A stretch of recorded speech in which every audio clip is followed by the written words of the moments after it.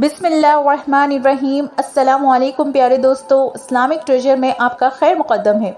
دوستو، اتہاس میں کچھ ایسی گنہگار عورتیں گزری ہیں کہ جن کا ذکر اللہ تعالیٰ نے بھی اپنی کتاب قرآن پاک میں کیا ہے، اور یہ عورتیں نہ صرف انسانوں کی گمراہی کا سبب بنی بلکہ کچھ تو اللہ کے پیارے نبیوں کے بھی قتل کرانے میں آگے رہی۔ نمبر 1 پر نام آتا ہے حضرت لوط علیہ السلام کی بیوی کا۔ اردن اور اسرائیلی سرحدوں پر جہاں آج ڈیڈ سی مطلب نمکین پانی کی جھیلیں موجود ہیں، نمک سے بھری اس جھیل میں آج زندگی کا کوئی نام و نشان نہیں ہے۔ اس علاقے میں جو قوم رہتی تھی ان پر اللہ نے حضرت لوط علیہ السلام کو نبی بنا کر بھیجا تھا۔ اس قوم کا گناہ اتنا بڑا تھا، وہ ایسا گناہ کہ اس سے پہلے کسی قوم نے بھی نہ کیا ہوگا۔ اس قوم کے مرد مردوں کے ساتھ اور عورتیں عورتوں کے ساتھ بدکاری کیا کرتی تھی۔ حضرت لوط علیہ السلام کی بیوی کہ جس کا نام وائلا تھا، وہ بظاہر تو ایک نبی کی بیوی تھی، لیکن وہ اندر سے کافروں کے ساتھ ملی ہوئی تھی۔ وہ اپنی قوم کا ساتھ دیتی تھی۔ اس بیوی کے لیے اور کیا بد نصیبی ہوگی کہ یہ عورت ساری زندگی ایک نبی کے ساتھ رہنے کے باوجود نافرمان رہی۔ جب حضرت لوط علیہ السلام کی قوم نے آپ کی باتوں کو ماننے سے انکار کر دیا تو اللہ کے فرشتے نوجوانوں کی صورت میں اس بستی میں آئے جو کہ حضرت لوط علیہ السلام کے گھر میں ٹھہرے ہوئے تھے۔ حضرت لوط علیہ السلام کی بیوی جو اپنی قوم کے ساتھ ملی ہوئی تھی، اس نے جا کر اپنی قوم کو بتا دیا کہ کچھ نوجوان ہمارے گھر ٹھہرے ہیں۔ ان لوگوں نے حضرت لوط علیہ السلام کے گھر کو چاروں طرف سے گھیر لیا۔ اس پر فرشتوں نے حضرت لوط علیہ السلام کو ان کی قوم پر عذاب لانے کی خبر سے آگاہ کیا، اور حضرت لوط علیہ السلام کو حکم دیا کہ آپ اپنے گھر والوں کو لے کر یہاں سے نکل جائیں۔ حضرت لوط علیہ السلام ابھی راستے میں ہی تھے کہ ان لوگوں پر اللہ کی طرف سے پتھروں کی بارش شروع ہو گئی۔ آپ کی بیوی جو اپنی قوم کا ساتھ دیتی تھی، وہ بھی اپنی قوم کے ساتھ ہی پتھروں کی بارش میں ماری گئی۔ سادم کے پہاڑوں میں آج بھی وائلا کی آبادی موجود ہے۔ حضرت لوط علیہ السلام کی بیوی کا تذکرہ قرآن پاک کے علاوہ بائبل میں بھی آتا ہے۔ نمبر 2 پر نام آتا ہے حضرت نوح علیہ السلام کی بیوی کا۔ قوم نوح شرک جیسے گناہ میں مبتلا تھی۔ اس قوم کے لوگوں نے اپنے سرداروں کو اور نیک لوگوں کو اپنا خدا بنا لیا تھا، یعنی ان لوگوں کی بت بنا لیے تھے اور وہ ان کی عبادت کیا کرتے تھے۔ اللہ تبارک و تعالیٰ نے حضرت نوح علیہ السلام کو اس قوم پر نبی بنا کر بھیجا تھا۔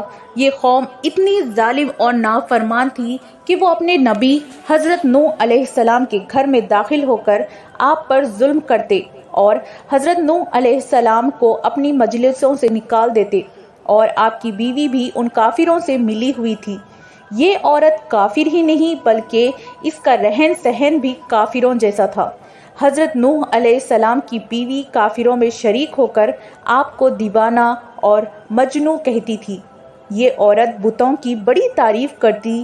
جب کوئی بندہ بتوں کو چھوڑ کر خدا کی طرف مائل ہوتا تو یہ عورت اپنی قوم کو جا کر اس کے پاس آدمی کا نام اور پتہ دیتی کہ جس سے قوم کے لوگ اس بندے کو مارتے پیٹتے۔ اس طرح سے وہ بندہ بھی ڈر کر اور خوف کے مارے بتوں کو پوجا کرنے پر دوبارہ آمادہ ہو جاتا۔ اس عورت نے حضرت نوح علیہ السلام کے ایک بیٹے یام کو بھی کفر میں مبتلا کر رکھا تھا، لہٰذا آپ کا یہ بیٹا بھی ماں کی طرح کافروں سے مل کر آپ کی مخالفت کرتا تھا۔ اللہ تعالیٰ نے اس عورت کی بدقسمتی قرآن پاک میں بیان کی ہے، اور اس کے حالات بائبل میں بھی درج ہیں۔ جب اللہ پاک نے حضرت نوح علیہ السلام کی قوم پر سیلاب کا عذاب نازل کیا تو آپ کی بیوی اور یہ نافرمان بیٹا جس کا نام یام تھا، وہ بھی اپنی قوم کے ساتھ تباہ ہو گئے۔ نمبر 3، دلائلہ۔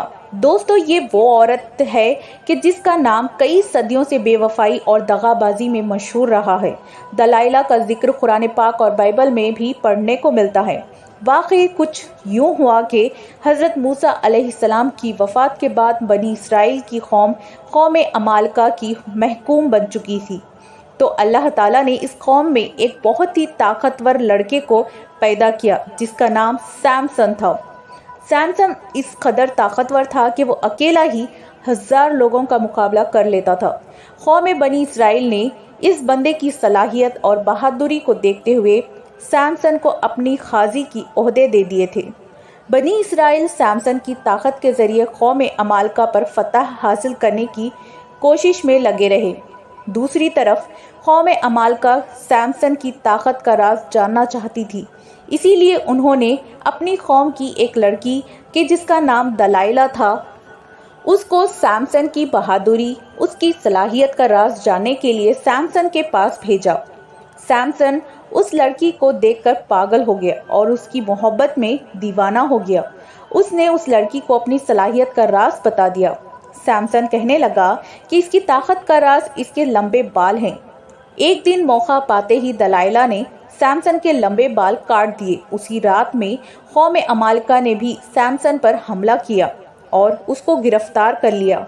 پھر ایک دن قوم عمالقہ سیمسن کو گرفتار کر کے جشن منا رہی تھی، تو سیمسن نے اللہ پاک سے دعا کی کہ اے اللہ پاک مجھے معاف کر دے، تو اللہ پاک نے سیمسن کی دعا قبول کرتے ہوئے اس کی تمام طاقت واپس کر دی۔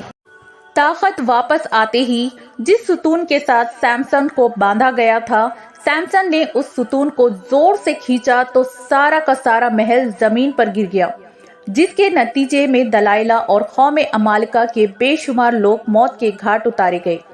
نمبر 4، جیزبیل لبنان کے بادشاہ کی بت پرست بیٹی کا نام ہے جیزبیل۔ اس کی شادی بنی اسرائیل کے بادشاہ اخیب سے ہوئی تھی۔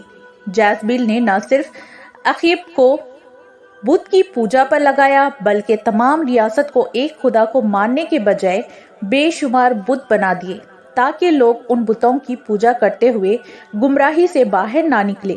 ایک دن قوم کے ایک نیک بندے حضرت یرمیہ علیہ السلام نے جیزبیل اور اس کے شوہر کو کہا کہ تم سب لوگ بتوں کی پوجا کرنے کے بجائے ایک خدا کی عبادت کیا کرو، اسی میں تمہاری بھلائی ہے۔ اس ظالم عورت نے حضرت یرمیہ علیہ السلام پر خنجر سے وار کیا کہ جس سے وہ وہیں پر شہید ہو گئے۔ شہید ہوتے ہوتے حضرت یرمیہ نے اس عورت کو بددعا دی کہ اے عورت، بہت جلد ہی تیرے خوبصورت بدن کو کتے نوچ نوچ کر کھائیں گے۔ اس کے بعد اللہ تعالیٰ نے اس قوم پر حضرت الیاس علیہ السلام کو بھیجا۔ ان کے آنے کے بعد یہ عورت ایمان لانے کے بجائے آپ کو بھی مارنے کے لیے تیار ہو چکی تھی، لیکن ایک دن اچانک اس عورت کو حضرت یرمیہ کی بددعا یاد آ گئی اور ملکہ اسرائیل پر سرحدوں کے قبائلی وحشیوں نے حملہ کر دیا۔ ان لوگوں نے ملکہ جیزبیل کو زخمی حالت میں سڑک پر پھینک دیا، یہاں تک کہ بہت سے جنگلی کتے جیزبیل کے ارد گرد جمع ہو گئے۔ کتوں نے اس لاش کو نوچ نوچ کر کھایا۔ نمبر 5، عطالیہ۔ حضرت الیاس علیہ السلام کے دور سے تعلق رکھنے والی جیزبیل نامی ملکہ کی ہی بیٹی تھی۔ اس کا نام عطالیہ تھا۔ یہ لڑکی بھی اس کی ماں کی طرح بہت حسین اور جمیل تھی۔ یہ بھی کافر تھی۔ اس کی شادی یہودا کے بادشاہ یہورام سے ہوئی تھی۔ اس قوم میں بھی ہر جگہ بتوں کی عبادت ہونے لگی تھی۔ کچھ دنوں کے بعد اس قوم پر بھی وحشی لوگوں نے حملہ کیا۔ وحشیوں نے یہورام کو بھی قتل کیا، لیکن اس شہر کا بادشاہ ایک غار میں چھپ گیا، جس کی وجہ سے اس غار میں ہی اس بادشاہ کی موت ہو گئی۔ وحشی لوگ ملک کے عطالیہ کو اپنے ساتھ لے گئے اور اس عورت کو وہاں پر بہت زیادہ ذلیل و رسوا کرنے کے بعد آزاد کر دیا۔ اس کے بعد عطالیہ نے بتوں کی عبادت سے توبہ کر کے حضرت موسیٰ علیہ السلام کے مذہب پر ایمان لے آئی، لیکن اس کی تبدیلی کو 1 سال بھی نہ گزرا تھا کہ عطالیہ پھر کفر کے کاموں کی طرف لوٹ گئی۔ اس کی بیٹی کے قتل کے بعد ملکہ عطالیہ کو ہی سلطنت کا یہودا کا تاج پہنا دیا گیا۔ اس نے اپنی دولت کے نشے میں آ کر اپنے پوتوں کو قتل کروایا، پھر اپنی رعایا پر ظلم و ستم کرنے لگی۔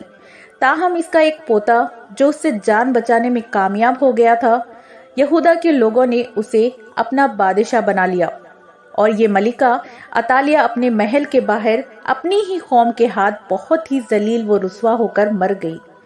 अतालिया का जिक्र भी बाइबल में तफसील के साथ मौजूद है। प्यारे दोस्तों, उम्मीद करती हूँ कि आज का ये वीडियो आपको बहुत पसंद आया होगा। वीडियो पसंद आई हो तो लाइक करके चैनल को ज़रूर सब्सक्राइब कर लें और जाते जाते एक प्यारा सा कमेंट करके ज़रूर बताना कि वीडियो आपको कैसा लगा। खुदा हाफिज़।